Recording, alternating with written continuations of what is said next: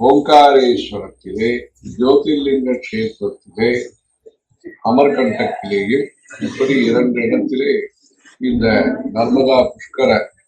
விழா நடைபெற இருக்கிறது. எப்படி பல புஷ்கர விழாவிலேயும் பக்தர்கள் கலந்து கொண்டு,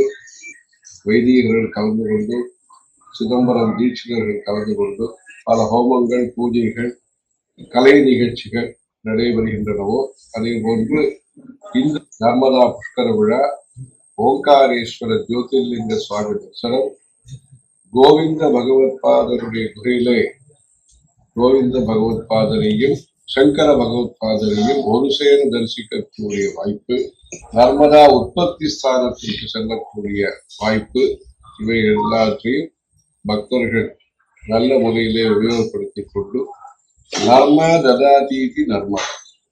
நன்மையை தருவது நர்மதை. நர்மா என்றால் நன்மை, அதை கொடுக்கக்கூடிய சக்தி அந்த நர்மதா தேவிக்கு இருக்கிறது. ஆகவே நன்மை தரும் நர்மதையில் பக்தர்கள் அங்கு பக்தர்கள் எல்லாம் கலந்து கொண்டு இந்த நர்மதா புஷ்கரம் என்பதை நம்முடைய பாரதிய எந்த ஒரு மந்திரத்தை சுப்பிரமணிய சுவாமி நிலையிலே அந்த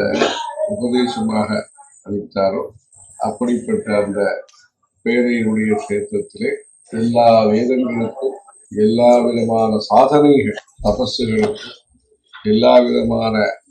நல்ல முறையிலான தியாகத்திற்கும் சாரமாக இருக்கக்கூடிய அந்த பிரணவத்தின் பெயரால் விளங்கும் அந்த கஷேத்திரத்திலே தர்ம காரியங்களை செய்து ஸ்வதீய பாத பங்கஜம் நமாமி தேவி நர்மதை என்று அந்த நர்மதா தேவியினுடைய அனுகிரகத்திற்கு பார்த்தவர்களுக்கு பிரயத்தனமும் பிரார்த்தனையும் செய்து தர்மோ ரட்சதி ரட்சிதா என்று அந்த குரு பரம்பரையினுடைய அனுகிரகத்தை பெறுவதற்கு அந்த ஓங்காரேஸ்வரனுடைய காவேரிகா நர்மதையோகோ பவித்ரே சமாகமே சஜ்ஜன தாரணாய் சதைவ மாந்தாது புரே பிரசித்தம் ஓங்கார வீசம் சிவமேக மீதே என்று காவேரி தீரத்தை சேர்ந்த பக்தர்களால் காவேரிகா தீரத்திலே நடத்தப்படக்கூடிய இந்த உற்சவம் சிறப்பாக அமைவதற்கு ஓங்காரேஸ்வரரை பிரார்த்திக்கிறோம். ஹர ஹர சங்கர ஜெய ஜெய சங்கர.